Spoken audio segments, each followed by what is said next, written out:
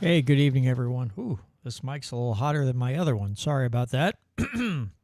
Anyway, good evening, everyone. Good Lord. I got to turn that way down. Cook the board. Anyway, good evening, folks. No guest tonight, as you can tell by the video description. But I did want to let you know that if you stick around after I'm done flapping my gums, I guess you would say, then I've got some new photos of grandbaby Oakley that I'm going to show off.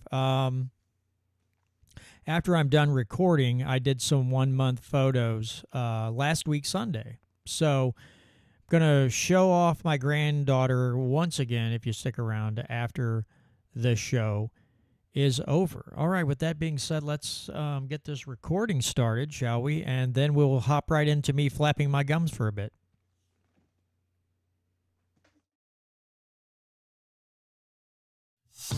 In the restaurant of life, we're putting freedom back on the menu. It's the Missouri Liberty Report with John Williams, working with grassroots organizations and legislatures to make Missouri the freest state in the nation. Let freedom ring. All right, folks, and we're back with another edition of the Missouri Liberty Report. Thanks so much for joining me again this week. So no guest this week, which is kind of different. This show has been getting a lot of different guests on lately, and it makes it kind of nice. You know, it makes it nice to talk, just have the conversation. But I didn't have anybody slotted for this week, so in essence, it's just me on here flapping my gums, I guess you would say. So first off, I have to get into the whole college campus thing. I mean, Tom Mart says, John Williams, a.k.a. Lip Flapper. You would be correct, Tom. Good evening to you, sir. But what's happening on these college campuses? You know, Columbia, NYU. Listen, folks, I don't even know where to begin with this, really. At some point, you know, I don't really know what to say because you hear the students, and the majority of them are clueless, right? They don't have a flippin' clue what they're there for. It's just like these gigantic spontaneous parties, you know, like, oh, hey, everybody, we're doing this. And, you know, 90% of them show up because they think it's some kind of party and they're just there hanging out. Because when the media and approaches some of these people, they have no idea why they're really there. I guess the question that I want to pose is, do you think that college campuses, when we see these, when we see what's going on right now, right, with the protests and everything, and then they're trying to block people from getting in, you know, they have the People's Library, this very communist Marxist slogans, I guess you'd say, right? And so you get that. But I sometimes I feel like these college campuses are turning into, how would you say, they're turning into dying stars. And what I mean by that is that it's like they're ready to collapse, you know, from the gravity. You know, when a star dies, it first it goes out and it comes in and it just starts collapsing in on itself, and the force of gravity just crunches it, and it can become a black hole. Excuse me. And I'm just wondering if some of these college campuses aren't turning into dying stars. Now, I know this seems a little rude of me to say, right? But I'm not going to lie. Because the campuses, these colleges, have indoctrinated these kids into becoming non-thinking sheep, into just vomiting out whatever they've been told. Everybody's a victim. We have to play into the victim, the victim mentality here. Everybody's just, oh, we're just all victims, and you must feel sorry for me because my feelings were hurt, or excuse me, all these things. But it makes you wonder, like, okay, because this is perpetuated within most universities in this country, if they're public universities, they're state universities, they're getting federal money, then they're turning into a cesspool of non-think. They're becoming just an institution of lower learning, if you will. But because this has been festering for so long, and these kids, not all of them, but I should say young adults, not kids. They act like kids, but these young adults, they're brought up into this indoctrination pretty hard and heavy. And, of course, the colleges push it because of the federal money, and now we have these things, and now they're sending the police in to get them out because they're blocking people's ability to travel into a building or into some area, the library, what have you. And now the colleges are like, oh, we got to get these people out. So they're actually fighting. The colleges are now fighting against these deans, and whoever else run these big schools are now fighting against the very people that they propagandized into acting this way. So they've kind of created their own problem, which is pretty freaking hilarious if you ask me. I mean, I don't know how anyone who is, thinks that for the most part universities are awful and the education there is terrible and the way these institutions are run is horrific. I mean, if you're sitting there and you're watching this and you're like, yeah, in essence, these colleges are getting every dang thing that they deserve, right? The other interesting fact is, and I've heard this brought up by other folks too, is the fact that if this was another type of protest, let's say they were protesting white, what do they call it, white privilege, or racism, systemic racism, or some transphobic thing. Let's say there's some big story and all these students, they could be literally tearing the place apart. And there's a good chance that the colleges would do nothing. They would make excuses for these people and whatever. But interestingly enough, when it comes to talking about Israel and Palestine, suddenly the attitude's different, right? Suddenly things change. And it begs the question, how much Israeli influence, or how much influence does Israel have over how things operate within this country? How much are they able to manipulate our lawmakers? What kind of dirt do these people have on the folks in D.C. and sometimes the states? We have anti-Semitism laws popping up everywhere.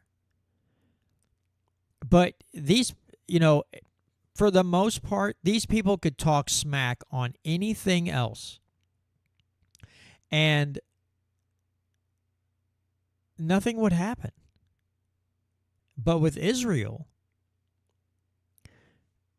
you can't. Democrats are doing this. Democrats love this bill, and it just makes you wonder, how much influence does Israel have over governments in this country? Because we talk a lot about our foreign policy, right? Our foreign policy. I mean, let's be blunt here, right? We've interfered in who becomes a ruler in several countries. For decades, we've been doing this, right? We've done it in Ukraine. We've done it in the Middle East. We've done it in South America. We've done it a lot. And sometimes I think, except for China, because everybody's, China, China, China, and sometimes rightfully so, right? But it's still at the same point. We don't talk as much about another government's influence on our government, the U.S. government. We don't talk about that as much, or at least I don't think about it as much either. We really should. It's plain as day now that clearly people have been bought and paid for. They're willing to infringe on your natural right to communicate. They're willing to trample all over your ability to freely speak your mind, as long as you're not trying to incite violence or inciting riots. I mean, you're not causing anybody harm unless you hurt somebody's feelings, and big whoop-de freaking do. Boo-hoo for you. Go grab a napkin or go grab a Kleenex and dry your eyes. But this government has no problems whatsoever with just taking a natural right, or one, you can say also that one enumerated in the Constitution, and just stomping all over it. No big deal, right? Just whoop-de-doo, do as you please, or we'll do as we please, and we'll just take that enumerated right in the Constitution and we'll just shred it. Because a certain group of people don't like what our citizens are saying. It could be in a college campus. Heck, it could be on TV for all we know. But they have clearly captured the attention, and they've captured the government in general. Right now, we have Republicans and Democrats in Congress who are just so joyous, so overjoyed to fund genocide in the Gaza Strip. And I know this is a touchy subject because, we have a lot of Christians out here who want Israel to win. They just want them to go in here, fight the terrorists, and prevail. And I don't have a problem. Well, I do. Here's the problem. Okay, so a lot of people want to see Israel defeat Hamas, but Israel has funded Hamas for years. So people are begging our government to send money to a country who probably takes some of that money and funds the very people who attack them. So why, we have to ask, a lot of people have to ask themselves, why am I supporting a country that would do this? And this is documented fact. This is documented fact. And Tom's in here trying to, but my constitutional right. Yeah. Again, Tom has got me thinking of it and speaking in a different way on this. Yes, people will say it's my I have a constitutional right to, bear arms or free speech or whatever. Again, they're natural rights. We have to get into everybody has to get in the habit of saying that. If you believe in natural rights, or if you believe in the rights, again, that are listed in the Constitution, enumerated in the Constitution, but are naturally occurring. They are natural the day you're born, right?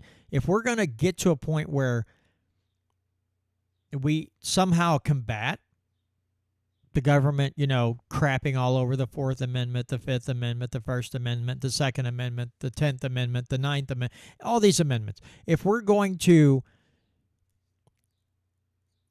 stem the tide, then we must call our rights what they are, and that's natural rights. But again, what kind of mentality do you have to have? Well, either they're unaware of the funding of Hamas by Israel. They're either unaware or they don't care. It's going to sound like I'm crapping all over Christians, and this is not what I'm trying to do. But too many times people go into a church and they take their brain out at the front door and they place it in the box, and when the preacher's done and they walk out the door, they put their brain back in their head. They think if they go to church that for some reason they can't question what message the minister or the pastor is putting out there, what he's delivering to them. They can't question it. They can't turn it over in their minds. They just, well, the minister said it, so it must be true. And this is a fault that we see, with science, medicine, religion. I don't believe for 1 second that Christianity. I do believe that Christianity is supposed to be a religion of peace. Now, that doesn't mean letting people, if someone's attacking you, to just let them walk all over you. I don't think that's necessarily true. But funding proxy wars and using other countries' peoples as cannon fodder, I don't think that's taught anywhere in Scripture at all. Now, I'm not a biblical scholar by any means, but when I went to church, I never heard that message. Thou shalt use other countries' people as cannon fodder in proxy wars. But hey, at least it's them fighting the enemy and not us, right? Our boys are safe and sound. They're not there. It sounds like our guys are going to be probably being shot at in Gaza very soon.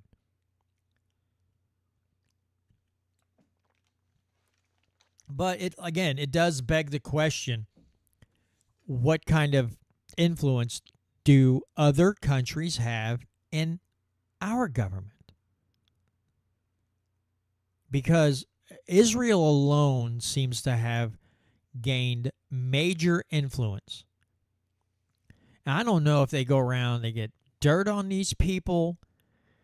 I don't know if they've bribed them all. It's hard to imagine what governments do to people in other governments. Sometimes it is blackmail.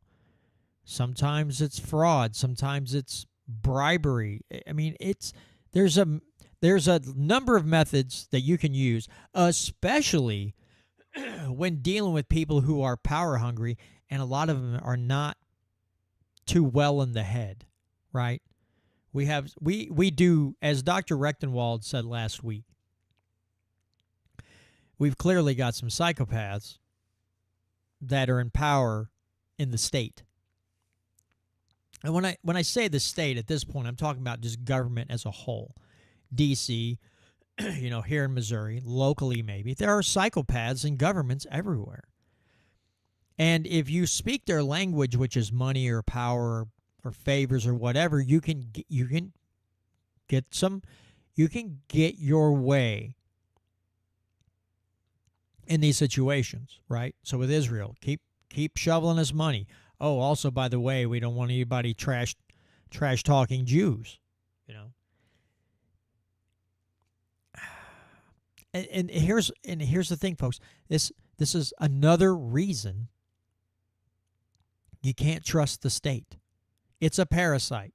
It's stealing from us through inflation, as they keep printing money. It's stealing from us, handing it to another country, and some countries buy weapons. Some countries do a lot of things. Most of those countries, do not. That money does not trickle down to the people. That money stays in government, especially when we're talking about now in Ukraine or, in some of these countries, some of the people do get the money, but it's the people in government at the highest levels, right?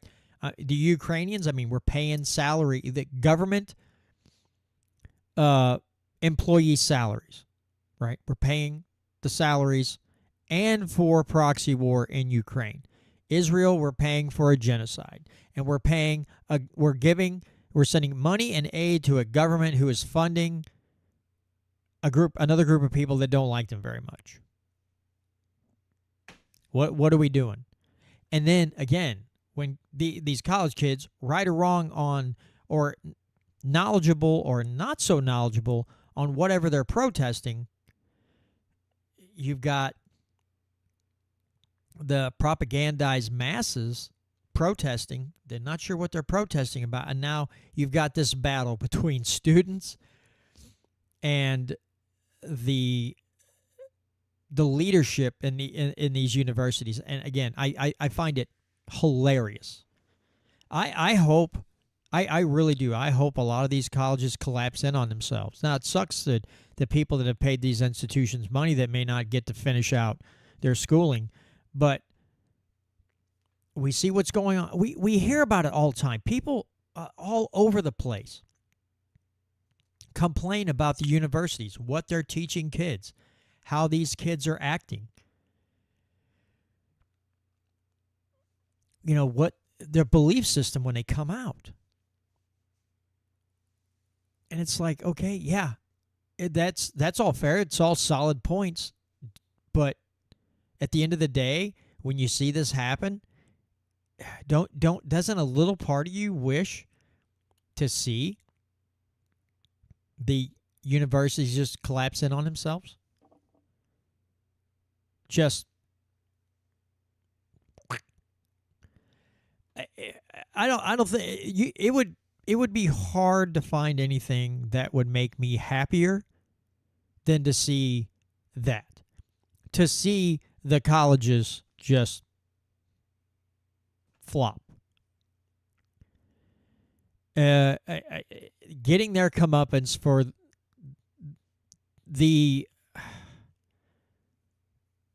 way they've been acting. The games that they're playing with the minds of a heck of a lot of young adults.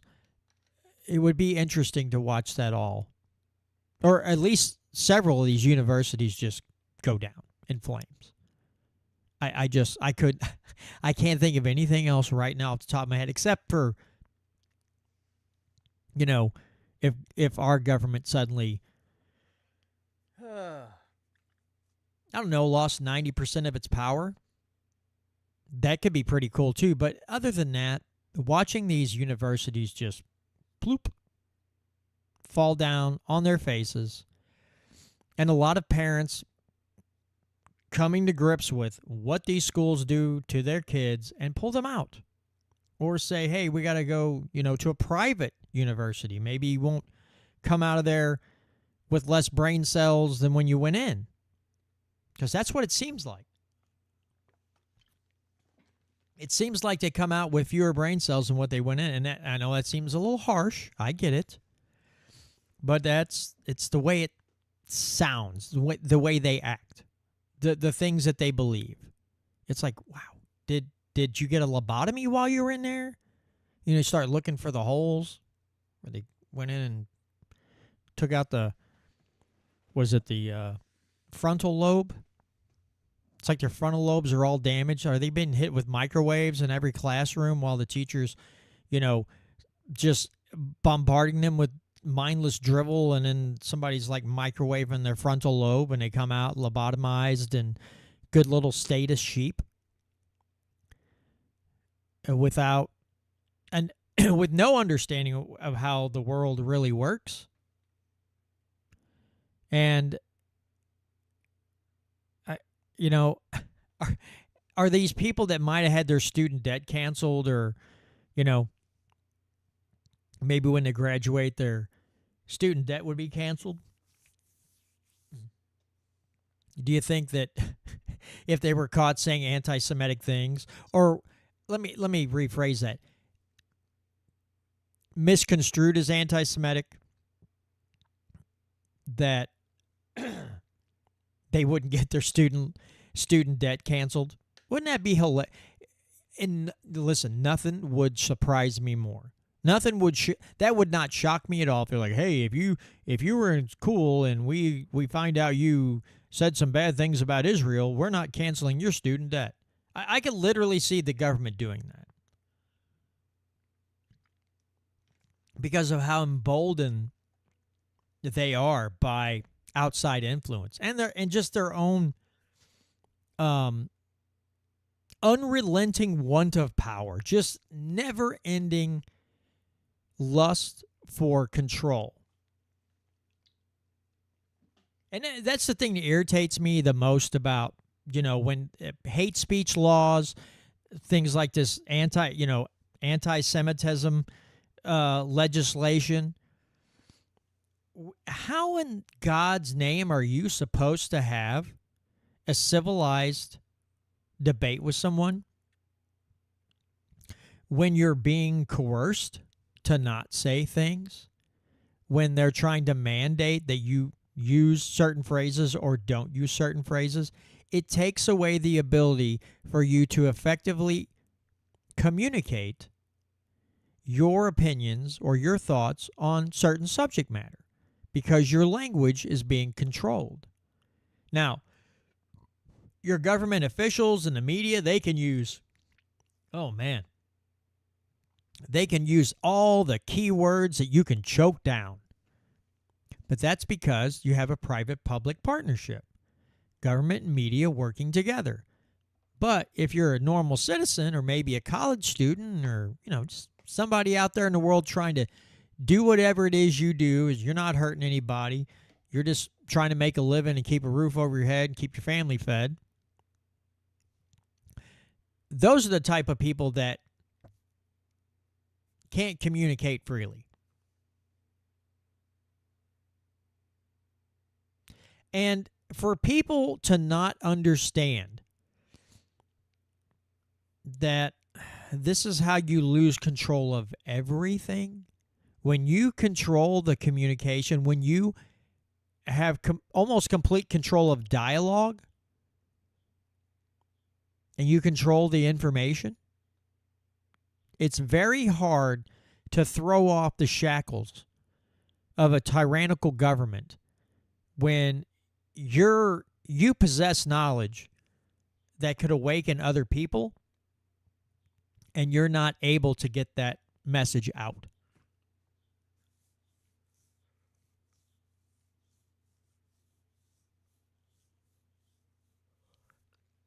And I'm sorry, I've got the yawns. It has been a long day. And I'm behind the microphone yawning like a maniac tonight. Good Lord. But yeah, how are you supposed to educate others if they have control of the information? If this keeps it up, we're going to get to a point where if you have a website, we're already there, but we're getting closer to a point where the control over the internet, and you have a site, and let's say you have some content on there that somebody doesn't like, your site's gone.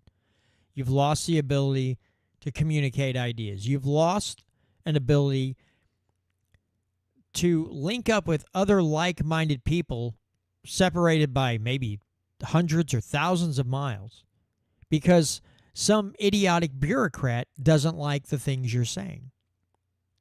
Because they're going to start seeing freedom of speech, and they've already stated this, as a danger to the establishment. They see your natural right to speak freely, and you're supposed to be able to redress your grievances with your government. Hard to do that when they're controlling the language, when they're controlling the flow of information, when they pass laws saying that you can't say these words, phrases, whatever. When you're being compelled by your government to alter your speech, you don't live in a free country. Jordan Peterson got a lot of flack when they said, you don't want to call people by their preferred pronouns. And he simply stated, if they ask me to do so and they can give me good reason to do so, then I will. But I will not be compelled by, I'm paraphrasing here, but I'm going to add in my own words, central planners to tell me I have to do these things. But yes, if you live in a country that compels your speech, you don't live in a free country. Heck, if you got to buy a license to go fishing or hunting or travel on an interstate or whatever, you don't live in a free country. You know, we're all living organisms, but we're being sucked dry by a parasite called the state. And, you know, after talking to Dr. Rechtenwald last week, it just kind of reinforced some things for me. And it reinforces the idea that the state wants to grow. It's an inherent thing that the government wants to grow. It always seeks more power. We have an awful lot in this state alone. We have an awful lot of representatives and senators that don't look at it that way. Well, if we tell the government how to operate in this manner, giving it just a little more power, then it'll be okay because we're behind the wheel, not the other team. Not very freedom-oriented. Not very, quote-unquote, conservative. It's kind of nerve-wracking. It's mind-boggling. It's irritating. It's a nuisance to every person in this country. They're just a nuisance. They're a parasitic nuisance. And by God, if you want to try to get rid of that parasite, well, they probably have already eliminated all the anti-parasitics that would alleviate the problem, right? Control of information, amongst other COVID tyranny, all these things. They have all the little tools to keep you from getting rid of the parasite. And it's just one of those things. I'm just going to keep beating up on this till people understand. We do not have time anymore to make excuses for certain legislators. If they're voting with the Constitution, their rule book on how they should operate, the thing that they take an oath to uphold and defend, two documents in the state of Missouri, the Constitution of Missouri and the U.S. Constitution. And if 40 or 30% of the time they're upholding it and the other 70% they aren't, then they have to go. Because they're feeding the parasite with your lifeblood. So why there's no reason that I can think of. You could not compel me to suddenly go, yeah, I'm going to forget everything they did and we're going to start with it. We're going to wipe the slate. We're going to start with a clean slate now. We're going to forget everything that you've done for however many terms you've been in office. Excuse me. And we're going to just start fresh and ignore all the other nonsense that you've been doing since you've gotten there. And I can't do it anymore. Because you have this, you have people faking to be, just pretending like they love the Constitution and they love freedom and they love, or that stupid word democracy that shouldn't even be tossed about, but they throw that word around all the time. We have these people, throwing around all these key words, right? Acting the way they're acting. And then you've got the universities and the government schools teaching the kids that their rights stem from government. Their rights come from government. Government has the right or the power to limit those rights or give you more. So we've got, good Lord, let me get a drink. My throat is dried out. What a Friday. But we've got these, the people who are supposedly going to institutions of higher learning, right? But they're institutions of lower learning. And then you've got the politicians who just can't really, at the end of the day, they don't really want to take too much power away from government. Why? Because maybe they wouldn't be necessary anymore, right? Maybe they wouldn't be needed so much. You tell me. So we've got generations of younger people coming out of educational institutions thinking that their rights come from government, and we have politicians who just can't seem to grasp, but no, you're there to defend my natural rights and maybe a couple other responsibilities, and that's it. Now, if you want to legislate back to us what we lost, great. If it's not that, how about you don't? How about we don't try to figure out a new state cheese or state food or name bridges or the things that at the end of the day don't matter, except it's just taxpayer money paying the salary of someone to come up with this irrelevant legislation, these stupid bills. And then, if we can't get our bill done, we'll cram 40 together and pass one big omnibus bill, violating the Constitution 10 ways to Sunday, ignoring our oaths.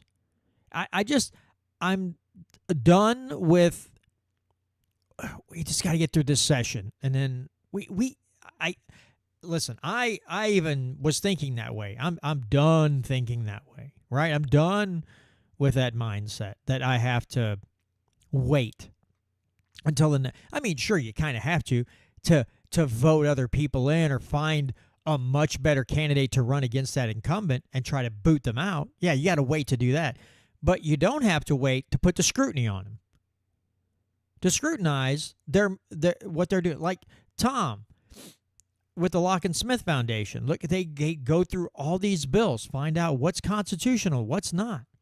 I got to read the numbers he just sent me the other day. Let me see where Tom. Here we go. Said total third read and passed according to the Mo House website, 118. We reviewed, not in numerical order, just when they reached the status of third read and passed. 60 total pieces of legislation, just House bills. Accepted 6, rejected 38. The next status is called an errante because the changes being made to the legislation don't really impact the Constitution or the people of the state, or the changes made can be determined to be constitutional, but the change really has no impact as to whether you vote A or nay, or aye or nay. So, yeah, 6 out of 60. Was that 10%? 10% of the bills are constitutional. and this is what passes for good government, for conservative government. I beg to differ. But we've got a ways to go, folks. We really do. We've got a ways to go to get people. And it's going to take us educating people. I mean, it's not like we just sit back and go, oh, yeah. We have to keep reigniting the fires and saying, listen, I know what they told you. I know you think you know where your rights come from. I know you think that government's supposed to operate in this fashion. Let me tell you, that's not the case. Right? That's not the way government is supposed to operate, just so you know. But here's the way it is supposed to operate. Here's the Constitution. Read it. If you need help, I'll explain it to you. If you know the Constitution well and you have a good grasp of it, then relay that in. I mean, Tom does that, right? Tom does that. He teaches classes on the state constitution. 4 different states, mind you. So we've got these folks out here, but yeah, we have got to get people. We also have to get people out of the mindset because you elect somebody to go to whether it's state or federal, that they have to write legislation. if they're not writing legislation, then they suck at their job, which is dumb, right? That's dumb. Nothing in your job description says that I have to pass so many bills or I suck as a legislator, that I'm worthless. You need to find somebody else. That's dumb. What if that person spends all their time just trying to kill every horrible bill that comes through? And they build a coalition of people whose job, whose lot in life is to kill almost or as many bad bills as they can, right? That's just, you know what? Great. There's no new legislation coming. Government's not growing. Fantastic. Or you get a people building a coalition that's such a pain in the neck that they just can't get anything done. Fine. Great. Let's do it. Sign me up. Because a deadlocked government is better than one operating as what they consider 100% capacity. Because the parasite is growing. When government is shut down, it's not operating, the parasite can't feed. The parasite starts to be starved out. And I'm fine with that. Yeah, now Voodoo Queen says unless the legislation is removing prior legislation, and I have no problem with that. That's another good one. You know, like, oh, hey, there were these regulations instituted. We'd like to just get rid of those. Okay, that's cool too. Yeah, if that's the only thing you're doing. And then you're blocking all the other nastiness that comes out. Sign me up. I'll write my name today. Speaking of writing your name, because I'm such a bad podcast host and I'm out in left field tonight, please don't forget to go check out youarethepower.net/respect and sign the pledge to show respect to others who are being trodden upon by a local or state parasite. And this shows them that you are one of these people who would like to, that likes to step up and help out. Again, doesn't cost you anything, doesn't cost you a dime. About 15 seconds of your time. The only thing that I ask is there will be a box in the bottom right-hand corner because it just asks you for your name, that first, last name, and something else, and that's it. And then it says referred by. If you would just put my name, John Williams, I would greatly appreciate that. But yes, and in speaking of stupid in government, Missouri Health Department warns residents of cannabis derivatives. Here's why. As Delta 8, Delta 9, and other manufactured hemp products become more popular, the Missouri Department of Health and Senior Services has issued an advisory urging residents to avoid them, particularly young people, known as hemp-derived intoxicating cannabinoids or cannabinoid compounds. These drugs come in more than a dozen varieties, most of which are psychoactive. The most common forms are Delta 9 THC, Delta 8 THC, or CBD. The effects of CBD are mostly physical, including sleepiness and pain relief. Meanwhile, Delta 8 and Delta 9 cause the same physical and mental symptoms as marijuana use, from red eyes and dry mouth to memory lapses, slowed reaction time, and lack of coordination. Listen, folks, I'm not going to lie. I've been high several times in my life. Back in the day, and you go back, you got to go back 30 years. I never had a loss of coordination. I mean, I might have had a mental lapse, ate a lot of good food, laughed a lot, took the edge off, was able to relax after a long day. But some of these things they warn against, and it's just a thing. It just drives me nuts. It says the article goes on and says the DHSS's warning against cannabinoid compounds came in the form of a health advisory published earlier this month. It is highly concerning how accessible these products are to the public, especially our youth. There is no way for consumers to know exactly what is in the product they are consuming and just how intoxicating it may be. Hemp-derived cannabinoids are not currently regulated in Missouri. Okay, so I could literally stop right there and we know exactly what they want to do. They want to regulate it. And the way they want to regulate it is they're going to want to treat all these things like medicinal or recreational marijuana, where the only way you're going to get this stuff is to go to a dispensary. So that means all this stinking thinking, this propaganda is brought to you by big corporate interests in the marijuana industry. That's what's going on right there. Now, again, I know a lot of people who haven't used marijuana and won't use marijuana that are absolutely fine with the legalization of it because they understand it does have its medicinal properties, right? And if you're just a consenting adult in your own home, toking a doobie, who freaking cares, man? They're not hurting anybody unless you watch the stupid movies like, what's that, Reefer Madness. That might get you. Okay, up here, a while ago, where is it at? There is no way for consumers to know exactly what is in the product they are consuming and just how intoxicating it may be. Now, they have also said that no more putting the words indica, sativa, or hybrid on the packaging. So, yeah, you're not going to know what type of strain it is. It's sativa. Sativa's uplifting, gives you energy. Indica, I couldn't keep it straight for a while till somebody's like, think of indica as couch, relaxing, body high. Well, you say body high, but body relaxing. Yes, it will have some mental relaxing. That's indica. And then a hybrid is, an indica and a hybrid, or indica and sativa strain put together. So you get an idea of how it's going to act. But they took that away too.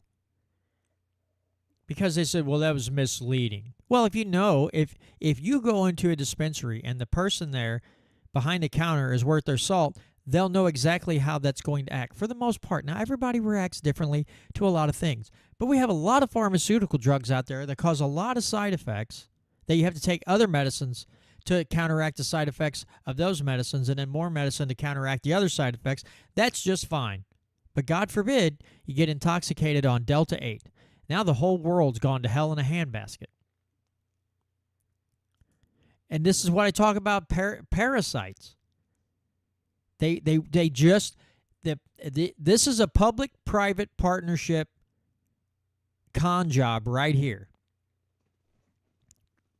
They want control of the entire industry where you have to go into their stores, unless you grow your own, you have to go into their stores to get these products. Now, CBD, yes, CBD is just basically helps the body, right? It helps you relax. Yes, it can cause, I've never had any that's caused me to be sleepy. CBD oil or even hemp flower that's just, less than 0.3% THC. It's high in CBD and negligible in THC. Now, it does help me relax, but it doesn't necessarily make me sleepy. That's the problem. Now, I'm not an expert. I haven't smoked in years, so I don't, and the stuff has gotten a lot stronger. I'm not going to lie. I'm not going to lie at all. But I do know enough to know propaganda when I see it. And this is clearly propaganda. They want control of the marijuana industry. And they're going to make up a whole lot. They're going to be putting out this information and scaring older folks. And then they'll go into the schools. And I don't believe that you can go into a shop that has this stuff and be like 16 years old and goes, here you go, kid. I highly doubt. I think most of them still ask for an age, 18, 21, something, or adult age to buy this stuff. I don't know necessarily that they're just selling it to a 13-year-old kid. I doubt they are. I mean, somebody's going to, right? But we have laws on alcohol. We have laws on tobacco, legal age to buy, and kids still get a hold of it. But here we go with the same old tired argument again. Especially young adults and especially the youth. They're playing the same old song over and over and over again. Whenever you see like DHSS coming out to, to protect the kids, they don't have any interest in protecting the kids. This is a smear campaign against another, some product, because tyrants in other places want control of this. And the marijuana, I don't want to use the word monopoly. It's kind of a monopoly, but it's not. It's a government created monopoly if it is. Not that they necessarily did it. The government helped create this, where you have to go to their stores generally, unless you grow your own, of course, to get these products, right? And but and just like, oh well, that's the way it is. We just we got to protect them kids. And government really just protects the heck out of your kids, but not so much. You go to a government school and you can learn that it's absolutely fine for boys to wear dresses, and you can have transgender stuff crammed into their heads. Government's interest is not in protecting your kids unless it's to protect them from understanding the role of government. They'll protect them from knowing the truth. And it's in the government's own interest of protecting and insulating themselves from anyone calling into question what they're doing, their hideous acts, right? So government's interest is in controlling things like Delta 8, hemp-derived products, and then making your kids think that that's what their job is. But protecting the kids, I mean, look how much child trafficking goes on that seem to be very slow to react to. How many give your kids the COVID jab? He'd be 6 months old, and give him the bat flu serum. Not protecting kids. There's so many instances of the government not protecting kids, and then they come out with this crap. In the drug war, for sure, you can see it's for the kids. That big Bible of BS that they put out in their little government handbooks. Oh yeah, they'll pull the kid card every time when it comes to marijuana, especially illicit. Well, what they consider illicit drugs. Again, marijuana should not be a Schedule I drug. It should not even be on the drug schedule at all. Now, of course, close to election time, the government's now looking at it again. They do this in a lot of election cycles. They don't ever seem to get it done, though. You know why? Because they love the money they get from the drug war.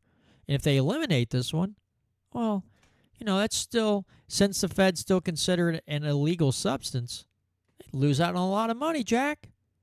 Holy smokes. Lose out on a whole lot of money. So they have no interest in actually protecting your kids. They have a great interest in propagandizing the children into believing a lot of nonsense and being a good little statist and not fighting for liberty and freedom, but learning how to play a victim. Everybody's a victim. It's like it's just like participation trophies. This victim mentality is exactly what it is. Oh, you want to be a victim? Here you go. Just say these key things. Now you're a victim, and other people will, oh my gosh, I'm so sorry you were victimized, when they weren't victimized. And then what do these kids do? Because when you're a victim, you want a solution, right? You want someone to fix it. And since you've already propagandized them into thinking that their rights come from government, then they will go to government and demand that somebody do something about the travesty that has occurred in their lives. And we're tying right back to the college campuses and the elementary and secondary education, just it ties right back in. Yeah, man. This whole thing with marijuana for a long I've done, this is the third different show that I've done. Very first one, Re-Education Radio. Second one was the Push for Liberty, and now we got Missouri Liberty Report. On all three shows, I have railed for years about legalizing marijuana, but I wanted legalization without regulation. That's what I wanted. And I also don't want, people to be only to grow so many plants and all these other things. So I've been railing on this a lot, and this is one of the subjects that really burns my buttocks. But, well, folks, that's going to do it for this week's edition of the Missouri Liberty Report. I thank you so much for joining me, as usual, in the live stream. We had Gary Ride, Voodoo Queen, Tom Martz, Al Miria. And I know, again, tonight's super tired. Couldn't seem to perk myself up at all, so I probably sounded a little monotone and just kind of and I apologize for that if I bored you into sleeping. Maybe it's the Missouri Sleep Report, where I come on once a week and talk until I bore you to tears and you just doze off. But anyway, for those of you in KEYK land, Missouri Liberty Radio, those of you in Rumble and YouTube, and those of you who download, however you download this podcast, thank you to each and every one of you. And if you're in the live stream, hang out with me for a few more minutes. I'm going to show off some new pics that I did, photo shoot that I did for my now 1-month-old granddaughter. Can you believe that? 1 month old already. But anyway, folks, again, thank you so much.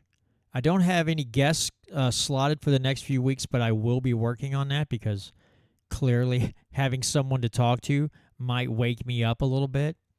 Maybe I should have done an intravenous shot of coffee before starting the show. But anyway, thanks so much to everyone out there. And again, appreciate the support, and we'll see you next week. All right, everybody, let me pull up the photos, shall I? And then I will move them over here to the screen. And let's see, we'll hit open. We'll get the slideshow going. Let me get you my screen up here on the screen. Here we go. Doink. Well, there's number one. So this is an outfit that my wife got for Oakley. Little sunflower outfit. My wife loves sunflowers and that type of thing. Hold on, give me 1 second, because I can't see that for whatever reason the chat did not come up on the YouBoob, and I want to be able to see. I'm gonna pull this screen over here. Crap. Hold on. Let me go back to this. Oh, what did I do? Oh, there it is. I'll get it figured out in a second. There we go. All right, now I got to do this all over again. Let's reopen, shall we? There we go. What happened to my... Oh, now I'm going to get really angry here. Okay, there we go. So anyway, this is Miss Oakley here. Did I just... And again, this is the outfit that my wife got her, I believe, before she was even born. All right. Here's another one of little Miss Oakley.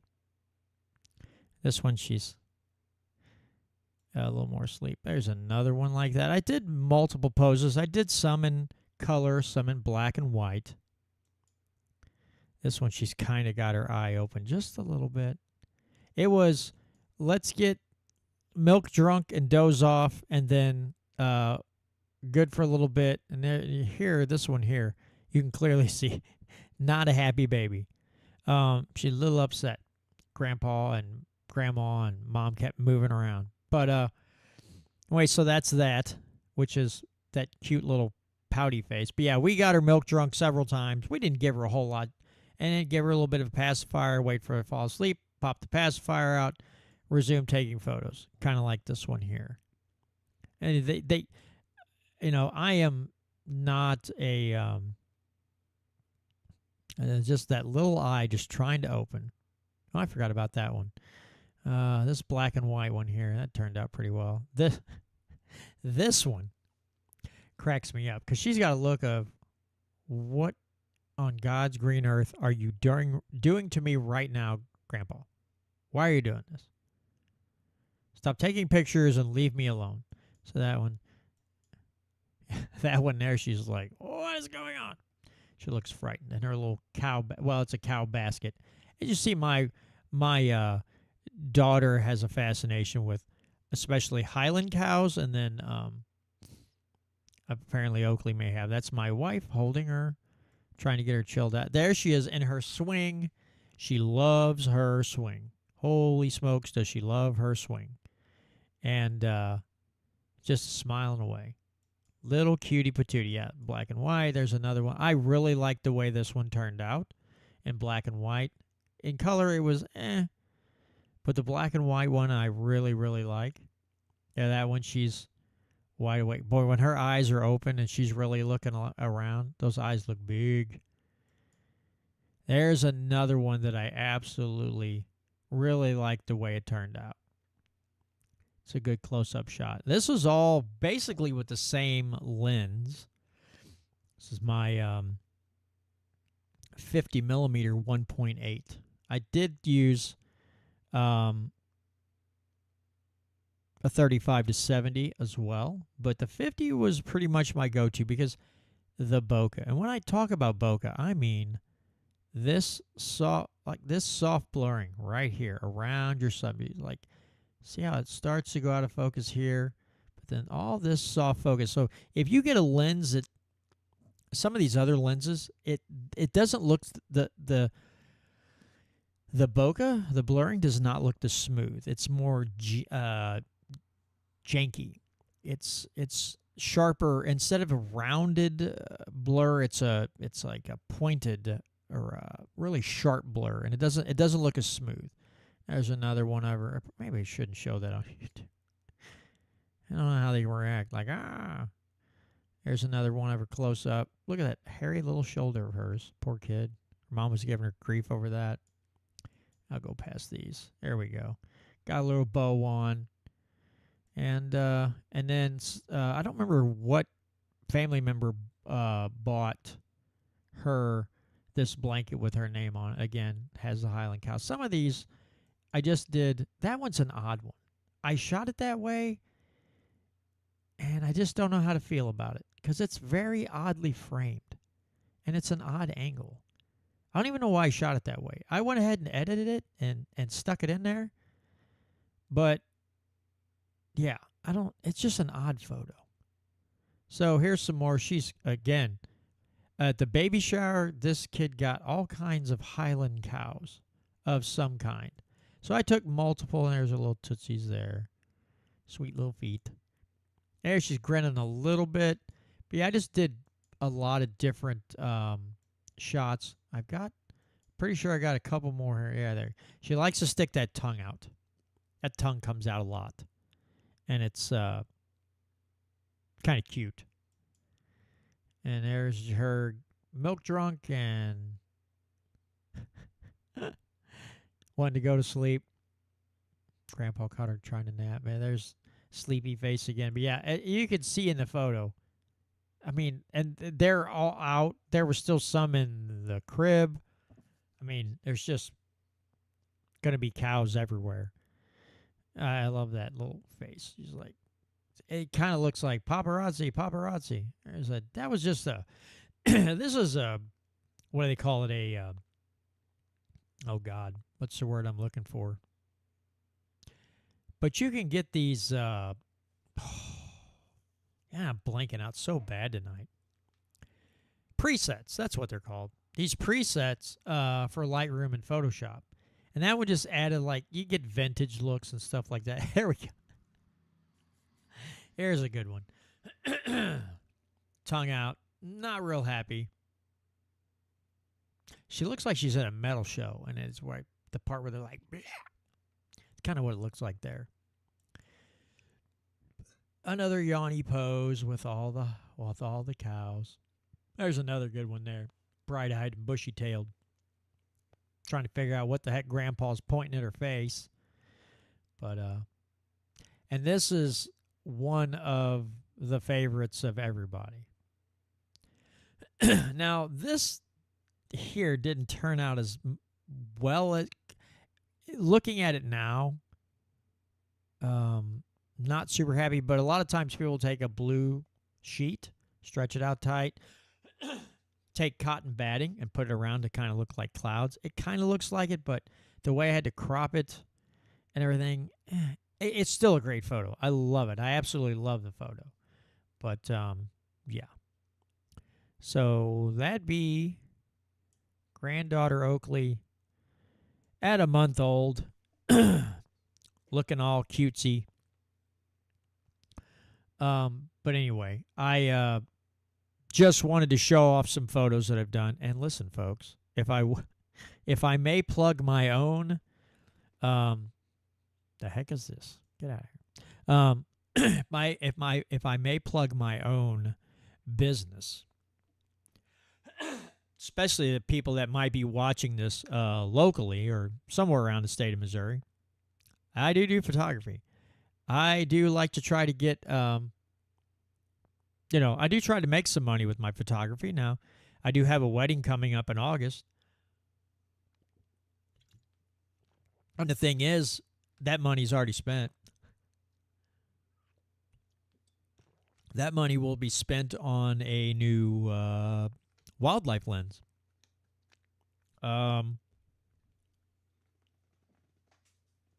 That will dial way out, and John won't have to sneak up on wildlife anymore. He can stand way back and dial in and, get the pictures without having. Now, listen, folks.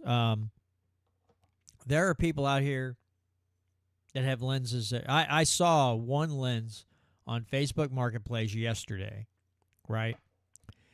It is a 500 millimeter f4 lens, which is a fantastic wildlife lens. But that lens, used in very good condition, is $5,000. So, ouchie, right? Ouchie, wah-wah. That hurts. But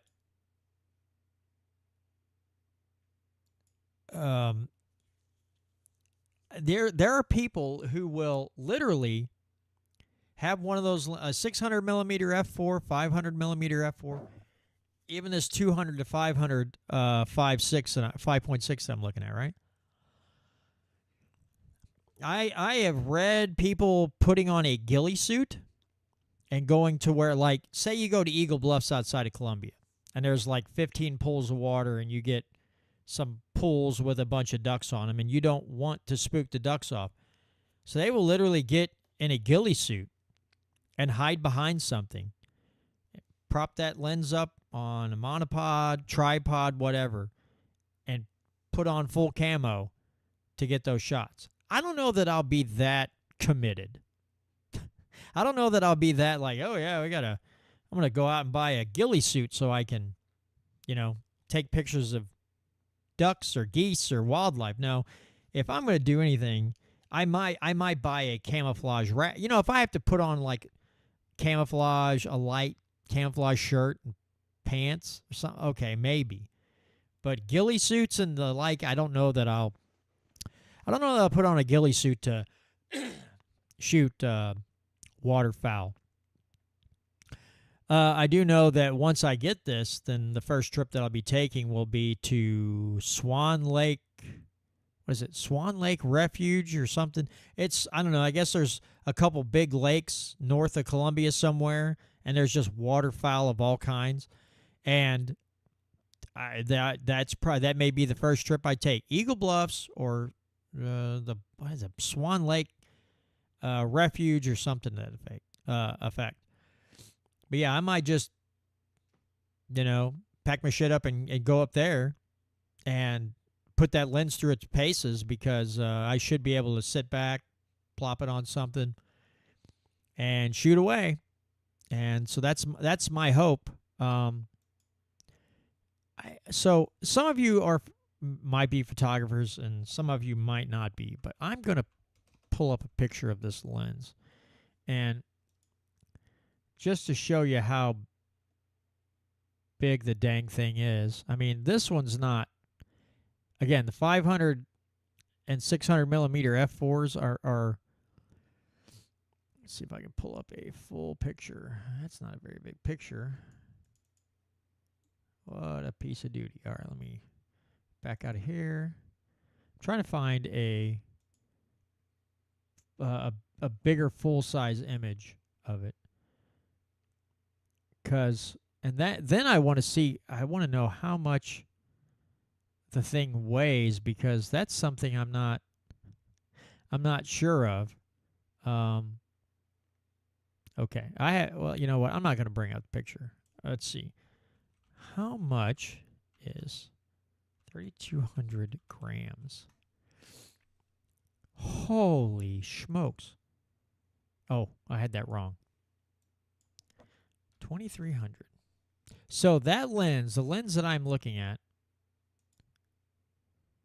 is 5 pounds. Is a 5-pound lens that I have to lug around. Oh, Beauty Queen says Swan Lake is beautiful, good bass fishing. I'll have to keep that in mind. But yeah, man, I can't find a bigger or a better picture. Let's see if I get an image of it. Kind of show you how.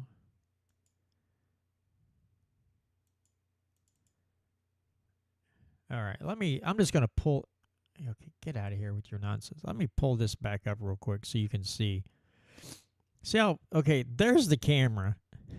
There's the lens. And I'm guessing he's got that sucker dialed out. That is 5 pounds of lens. And so you're not going to be holding that up freehand for the most part. You're going to be monopod mounted or tripod mounted. Now, it does have the mount collar on it, so some people will literally grab it like that and hold it and try to shoot, but good Lord. All right, folks, I'm going to jump off here. I've got some audio editing to do, get these posted to the appropriate places for later playback. But thank you again, I apologize tonight for being so zonked out. I ate some food and on the way home, I was like brain dead. I was like, well, I got to do a show, right? I tell people I'm going to be here. I try not to miss too many weeks. Speaking of that, the week of May 17th, I may not be doing a show that week at all. I haven't made up my mind if I just turn around and do it like Saturday morning or something to that effect. But right now, the 17th, I may just take the week off. But we'll see what happens. With that being said, thanks to Voodoo Queen and Tom March and Gary Ride and Almeria and anybody else who was in the live stream watching at this time. I appreciate each and every one of you. I'm glad I can share some of my photography with you. I do enjoy that as well. But anyway, that's going to do it this week, folks. Thank you so much for joining me once again. Really appreciate each and every one of you. Have a great weekend. Have a great rest of your week, and we'll see you next Friday, right on the Missouri Liberty Report.